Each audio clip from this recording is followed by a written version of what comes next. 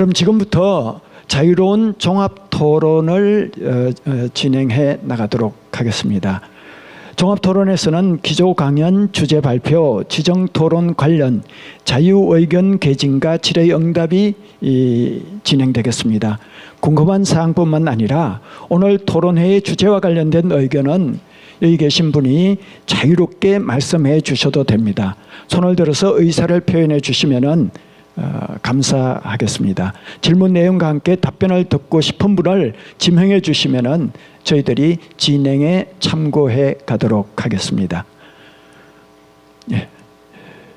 네, 먼저 우리 송낙현 중앙에 계시는 송낙현 교수님께서 질문을 해 주시겠습니다. 네, 먼저 손 드신 분이 계신데 송구합니다. 먼저 신청을 해놔가지고. 네, 저는 그 충남대학교 사범대학에서 교편을 잡고 있는 송낙현이라고 합니다. 국가교육위원회 교육과정 모니터링단 전문가 그룹에 속해 있고요. 오늘 그 기조강연과 주제 발표 토론을 잘 들었습니다. 그 중에 그 이상욱 교수님께서 주제 발표하신 미래 산업기술의 변화와 교육에 대해서 좀 질문을 드리고자 합니다. 그 교수님께서는 현재 우리가 기술 산업의 교육의 관계를 좀 지나치게 수동적으로 좀 보고 있지 않나. 그 다음에 교육이 바람직한 미래의 사회를 만들어가는 과정에서 좀 적극적으로 좀 기여할 가능성에 좀 주목을 해야 된다고 하셨고, 또 AI 발달에 대한 경계, 또 그 반면에 AI의 활용과 협력의 역량이 좀 필요하고, 또 확장된 문해력으로 표현을 하셔가지고서 그것에 대한 앞으로에도 힘을 써야 된다라는 것을 말씀하셨는데 질문자 입장에서 상당히 공감을 하고 있습니다. 요 관련해서 질문을 좀 드리고자 하는 거는요. 우리나라가 해외 국가에 비해서 초등등학교 교육에서 에듀테크라고 해서 디지털 기술이나 AI를 활용하는 교육을 상당히 많이 정책적으로 추진을 좀 활발하게 하고 있습니다. 그런데 이제 그 부분에서 약간 비판성이 없이 아주 적극적으로 좀 하고 있는 부분도 없지 않아 있다고 좀 생각을 합니다. 한 예로 스웨덴 같은 경우는 작년 3월에 교육부 장관이 최근에 디지털 기기를 활용하는 것에 대해서 아동들이 학습 능력에 악영향을 미친다는 연구 결과에 따라서 교육을 종이책, 그다음에 손글씨, 독서 이런 쪽을 좀 더 강화하는 쪽으로 회귀를 한다고 발표를 했습니다. 반면에 독일 같은 경우는요, 오히려 디지털 기기를 사용을 좀 확대하고, 그다음에 폴란드도 초등학교 4학년 때부터 노트북을 좀 지급하기로 그렇게 좀 했습니다. 앞서 말씀드린 스웨덴의 읽기 문제라든지 손글씨, 독서 이런 거 확대한 거는 국제 읽기 문해력 연구에서 있는데 2016년에서 2021년 사이에 점수가 11점이 하락을 했습니다. 그래서 그런 부분에서도 스웨덴이 정책을 회귀한 거 아닌가 싶은데요. 교수님께서 보실 때의 첫 번째 질문은 각 국가들이 디지털 관련한 교육이 좀 상반된 상황이 좀 없지 않아 좀 있습니다. 이럴 때에 우리나라가 AI나 디지털 기술 관련해서 에듀테크 정책을 현재 펴고 있는 것이 정말 바람직한 건가 한번 좀 의견을 좀 주시고요. 두 번째는 학교 현장에서 AI나 디지털 기술 활용할 때에 에듀테크 이런 것들을 활용할 때에 좀 이렇게 교수님께서 강조하신 기술 산업과 교육의 관계 관점에서 주의해야 할 점이나 또는 대비해야 할 점이 무엇인가, 그걸 좀 말씀해 주시면 감사하겠습니다. 이상입니다.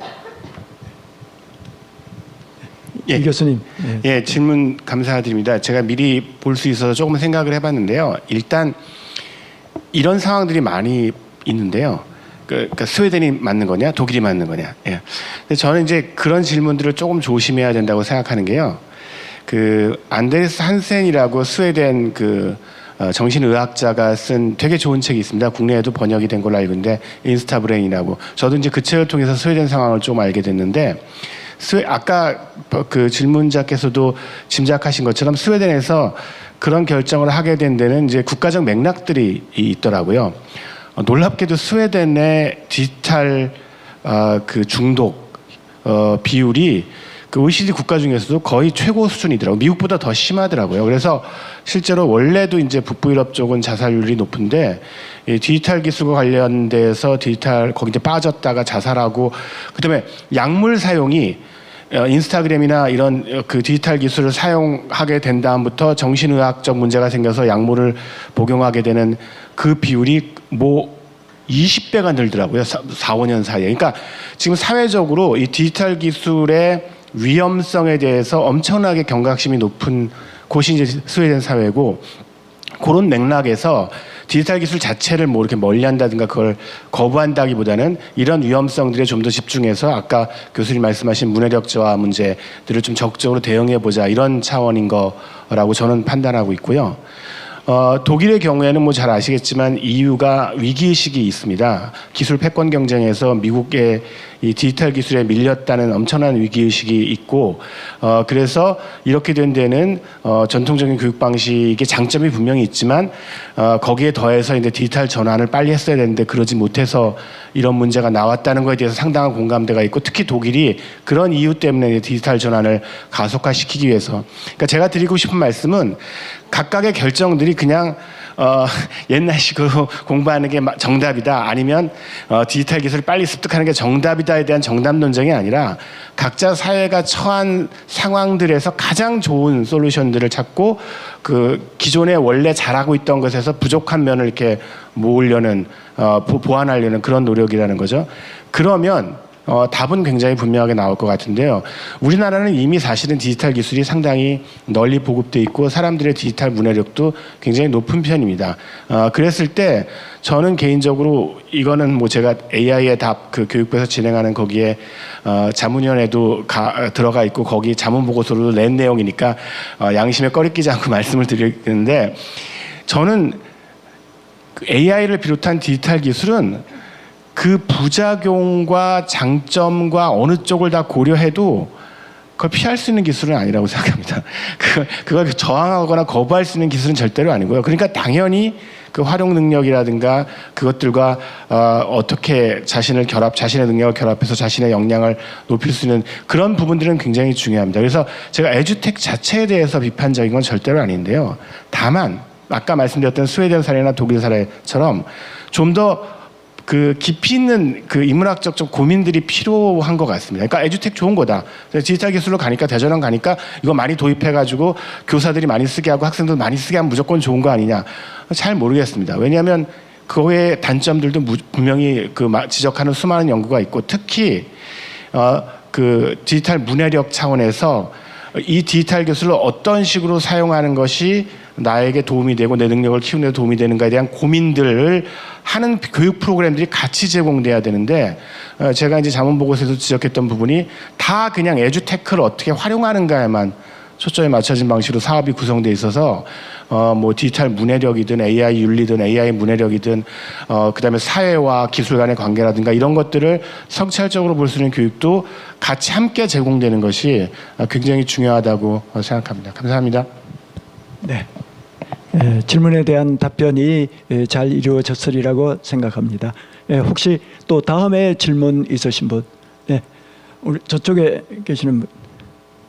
예, 경남대학교 김성렬입니다. 3시간 차를 타고 오고 4시간 동안 앉아서 학습을 하게 되니까 제가 지금 좌장을 맡고 있는 고대혁 전 인천교대 총장에게 질문의 기회를 달라고 미리 좀 얘기를 해서 부탁을 했습니다. 한경구 사무총장님을 비롯해서 여러 교수님들의 주제 발표와 토론을 잘 들었습니다. 그 토론 주제 발표와 토론을 들으면서 교육이라는 것이 김재춘 교수의 말대로 고립된 섬에서 이루어지는 것이 아니기 때문에 사회 변화에 따라서 변화해야 되는 것은 틀림없다고 생각을 합니다. 그러나 또 한편으로 교육이 그 사회 변화에 따라서 그렇게 빨리 변화할 수 있을까 이런 생각도 해봅니다. 흔히 우리가 교육의 변화 속도의 지체 현상을 얘기할 때 엘빈 토플러의 얘기를 많이 인용합니다. 기업은 100마일로 달리는데 학교는 뭐 10마일로 변한다. 저는 그게 변화의 지체 현상을 변화 속도의 지체 현상을 상징적으로 드러내는 말이기도 하지만 학교 교육이 갖고 있는 본질적 특성일 수도 있다 이렇게 생각을 합니다. 김재춘 교수의 말대로 사회의 여러 가지 요구들을 다 교육에 녹여서 가르치려면 가려내야 되는데 가려내는데도 시간이 걸릴 거고 또 뭐 제도를 바꾼다든지 교사를 양성한다든지 이런 데 시간이 걸릴 것이기 때문에 어쩔 수 없다. 늦을 수밖에 없다. 이런 생각을 해봅니다. 그렇지만 또 한편으로 우리도 변화해야 되겠구나 하는 걸 오늘 더 한번 마음속으로 새겨보았습니다. 보통 기조 강연을 하신 분께는 질문을 안 하는 게 예의인데요. 그러나 오늘은 한경구 사무총장님께 좀 질문을 드리고자 합니다.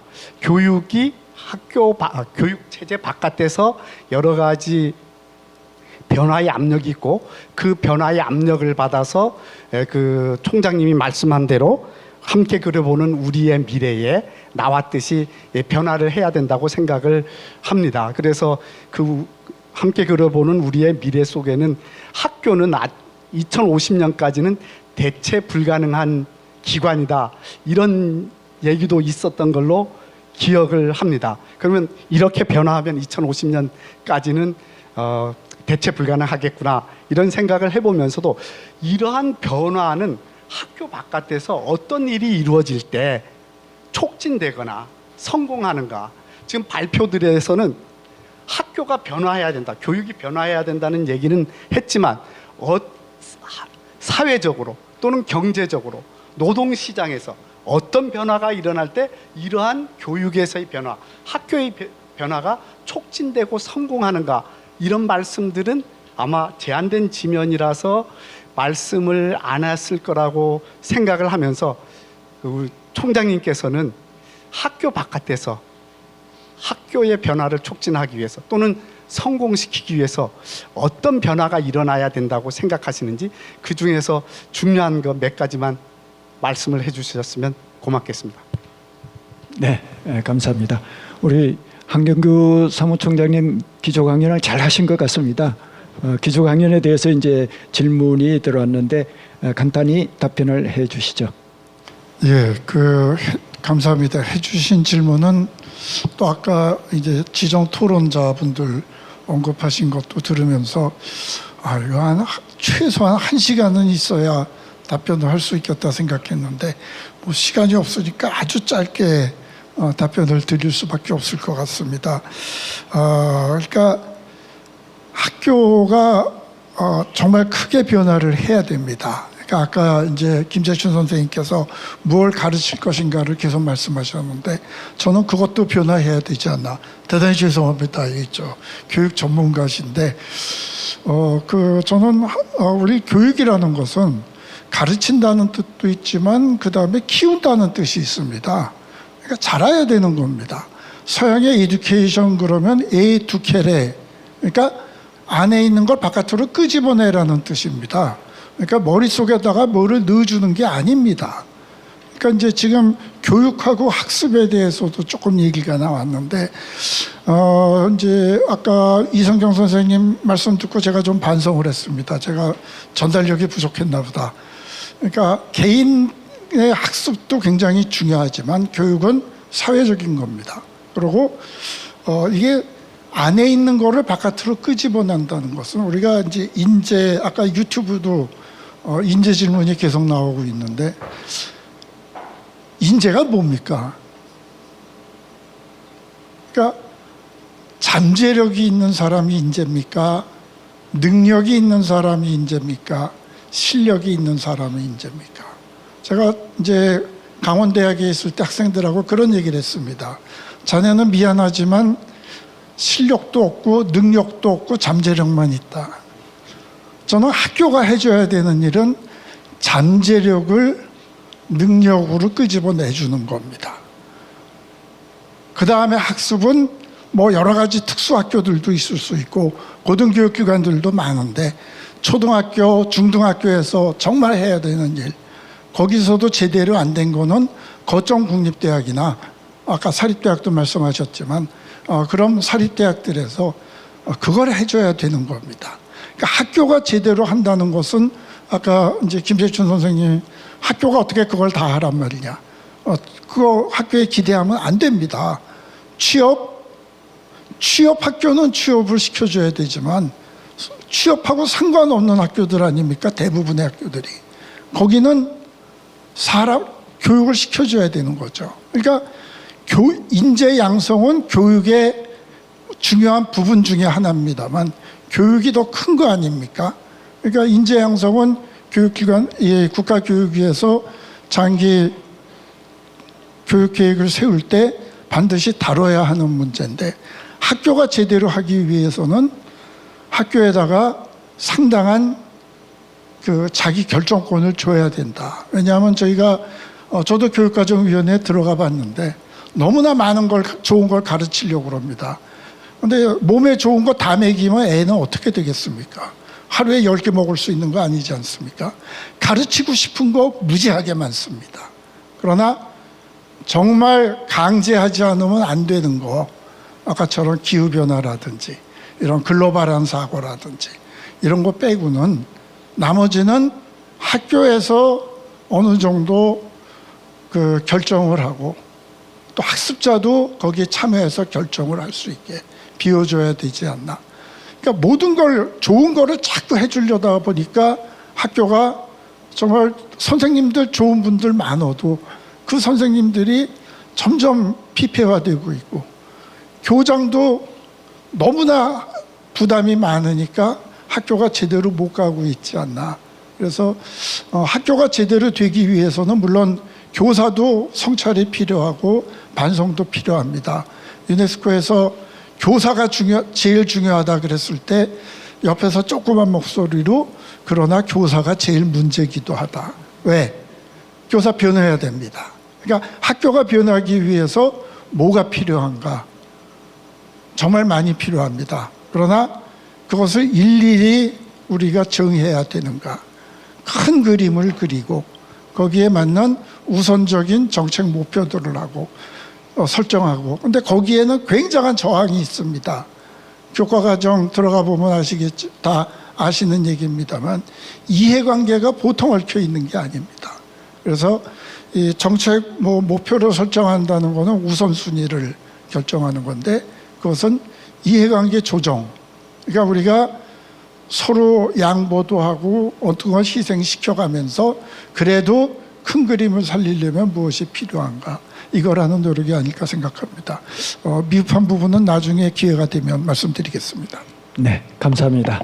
아마 김성열 선생님의 질문에 대해서 우리 한경구 사무총장님의 답변이 있었습니다.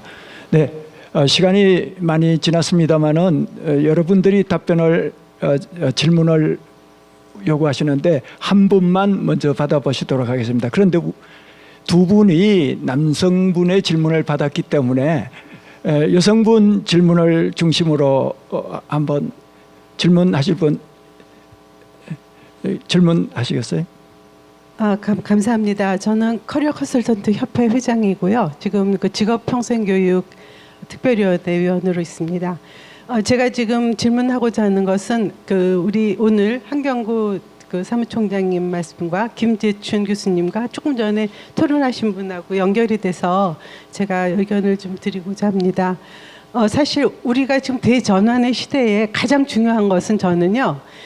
교육의 정책을 수립하시는 분이나 교육 현장에 계신 분이나 교육 콘텐츠를 만드는 분이나 이 시선이 옮겨져야 된다고 생각합니다. 지금 시점에서 아까 우리 이수영 교수님께서 말씀하듯이 31세부터 84세까지 이분들이 생활하기에 얼마나 행복하게 살 수 있나, 얼마나 경제력을 키워서 이 나의 꿈을, 나의 인생을 행복하게 이끌도록 뒷받침이 되나.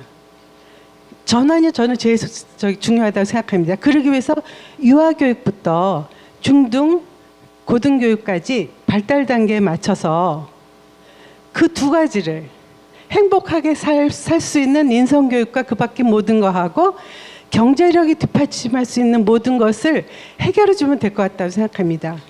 그러기 위해서 이분들이 시선만 바꾸면 커리큘럼도 다양하게 할 수 있고 조금 욕심도 줄일 수 있고 너무나 많은 것을 주지 않을 수 있다고 생각합니다. 그래서 제가 아까 김재춘 교수님께서 말씀하실 때에 교수님의 교육에는 직업 교육, 직업 능력 교육은 별로 안 보이시는 것 같아요. 혹시 그러신 게 아닌가.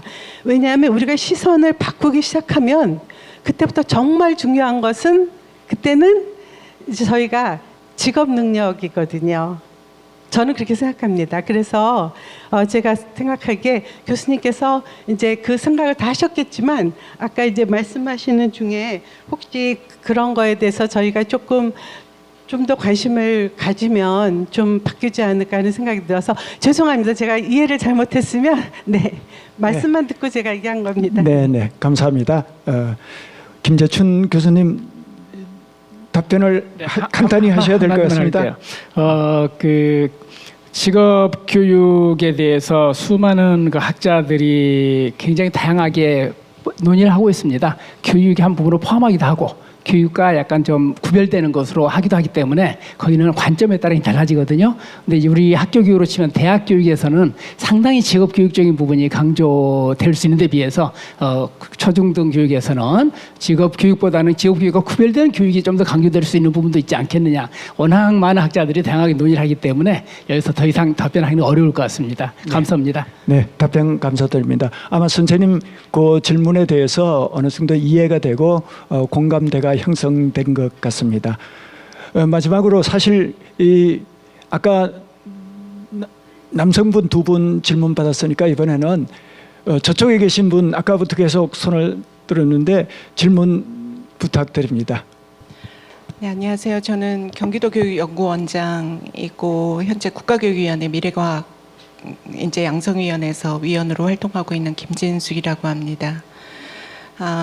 사실은 좀 토론이 마무리되는 시점에 국교위가 10개년의 교육 2035에 대한 종합발전계획을 수립함에 있어서 우리가 좀 놓치고 있는 것이 무엇일까라는 측면에서 다음번 아젠다를 좀 드리고 그리고 질의를 사실은 질의라기보다는 한경구 유네스코 한국위원회 사무총장님께 해안을 좀 부탁드려 보고자 하는데 사실은 미래를 다루는 토론회나 포럼이나 세미나를 올 때마다 굉장히 좀 가슴이 답답해오는 느낌이 드는 것은 오늘 주제 발표도 그렇고 수많은 미래에 대한 과제들은 그 하나하나가 다 절실하고 시급하고 모든 영역에서 모든 대상, 모든 국민을 대상으로 해야 되는 과제임에는 틀림이 없지만 실제 그 정책이 실행되는 그런 체제를 보면 결국은 정말 중요하다는 과제가 각 부처별로, 부처 내 실국에서 또 지자체에서 또 교육청별로, 산하기관별로 다 이렇게 분절적이고 이렇게 단편적은 아니겠죠. 모든 정책이 다 의미가 있으니까 이루어졌을 때 과연 10년 후에 교육에 대한 모습을 우리가 가져갈 수 있는가라고 하는 측면에서 정말 이 시점에서 우리가 놓치고 있는 것이 무엇일까? 그럼 국교위가 거의 부처를 아우르는 최고의 권한을 가지면 이것이 해결될까? 하면서 스스로 유네스코는 어떻게 그 수십 년의 기간 동안 SDG라는 아젠다를 가지고 전 세계 연구자들을 그렇게 이끌고 올 수 있을까? OECD는 교육 2030에 대한 아젠다를 어떻게 그렇게 지속 가능하게 가져갈 수 있을까? 핀란드는 교육과정을 개발하는 과정에서 교육과정 개발을 어떻게 국무회의에 올려서 그거를 법적 권한을 가질 수 있도록 할 수 있을까?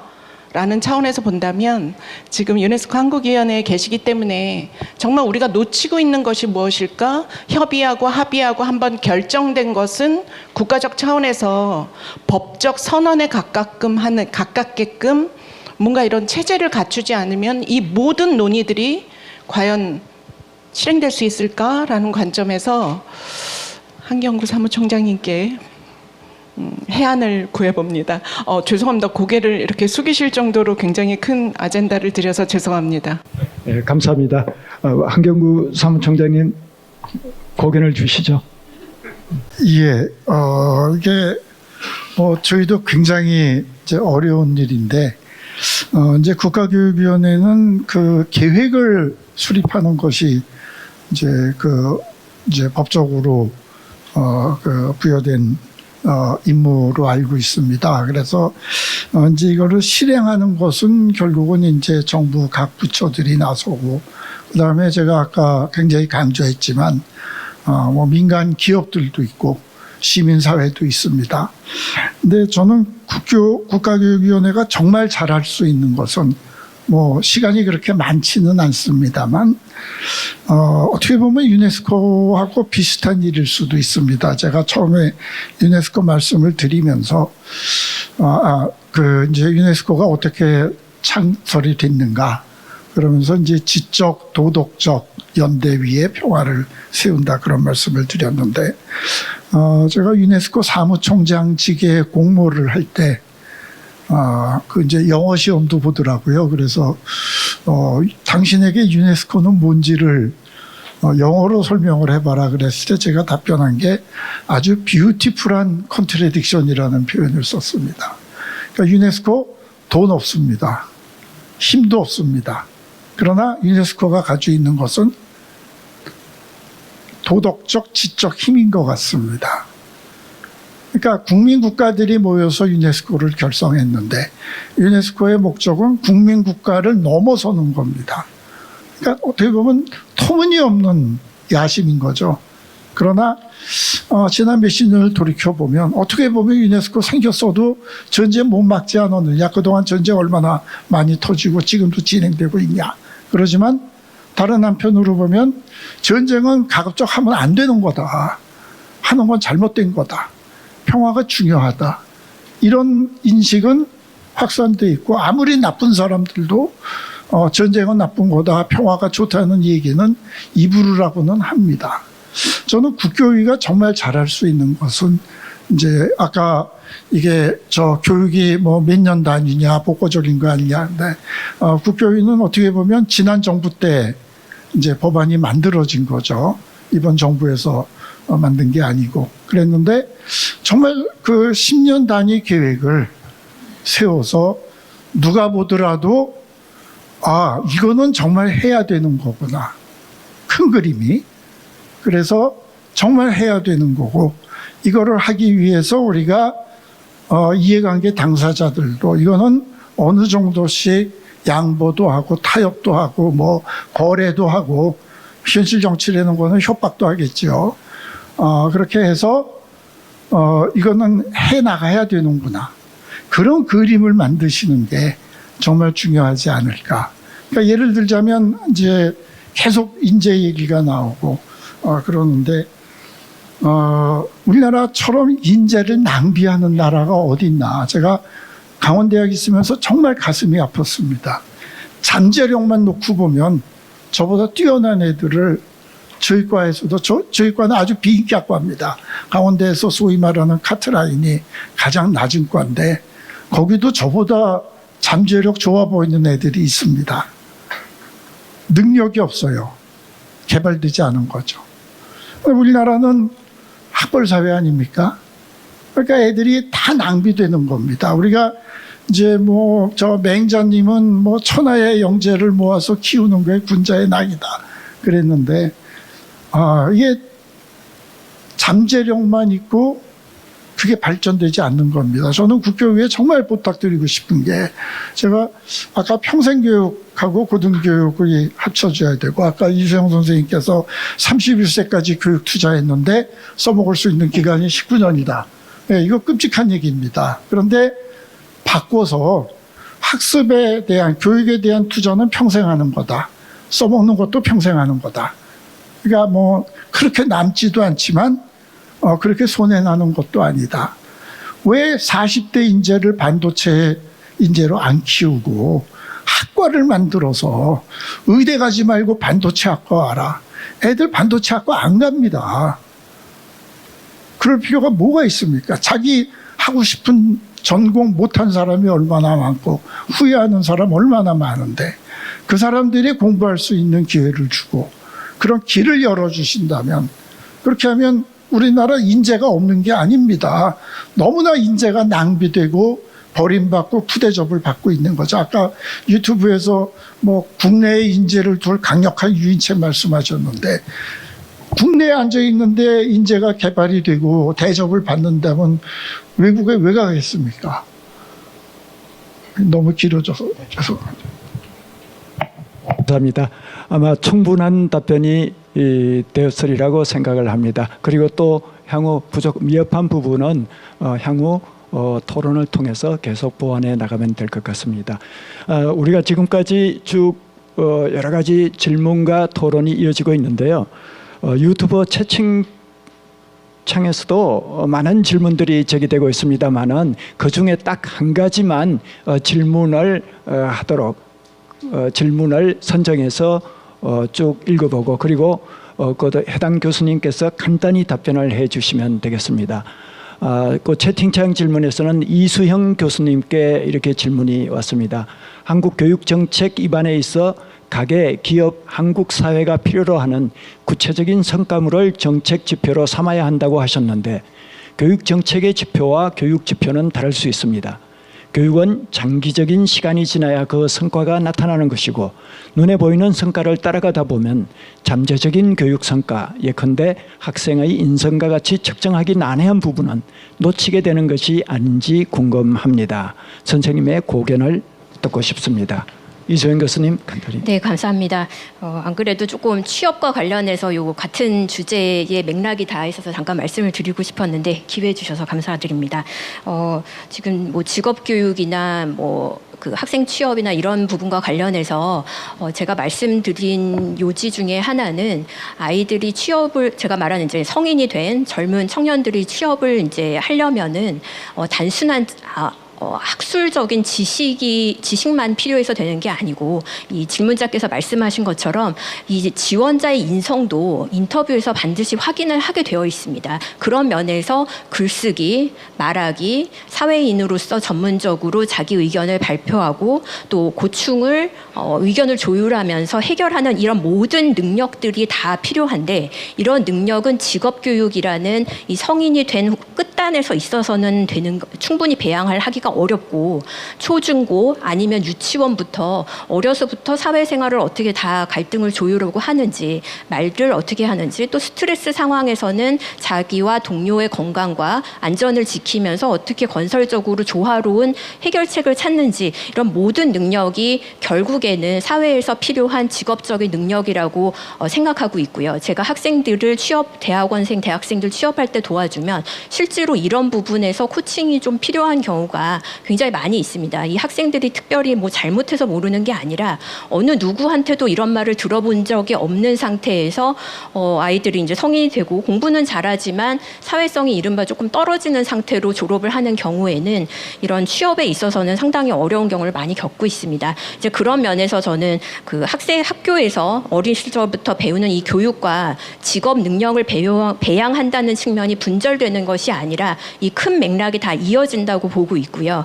그리고 이 질문자께서 말씀해 주신 게 굉장히 중요한데 그 가계, 기업, 사회가 필요한 구체적인 성과물이라고 하셔서 약간 조금 부담을 가지신 것 같습니다. 근데 제가 말씀드리고 싶은 거는 이 근본적인 건강, 경제적인 자립, 정서적인 자립을 가능할 수 있는 인재, 아까 우리 총장님께서 말씀해 주신 것처럼 잠재력이 능력이 될 수 있도록 개발하는 것을 교육과 교육 정책에서 도와주셔야 되는데 물론 이 지표를 어떻게 잡는지 또 저희가 한국인으로 자라다 보면 이 지표에 대한 두려움이 있습니다. 맨날 저희가 야단 맞고 점수 평가받고 이렇게 자랐기 때문에 근데 이게 데이터나 이 지표를 연구를 해보면 굉장히 구체적으로 저희가 궁극적으로 원하는 목적에 맞는 중간 단계의 지표를 찾을 수가 있습니다. 그 지표를 잘 찾는 게 전문가들이 해야 되는 역할이고요. 그래서 아까 말씀하신 인성 같은 경우도 당연히 측정하기 어렵습니다. 인성에 대한 정의도 다 다르고요. 근데 아까 말씀드린 직업 능력과 관련해서는 제일 중요한 것 중에 하나가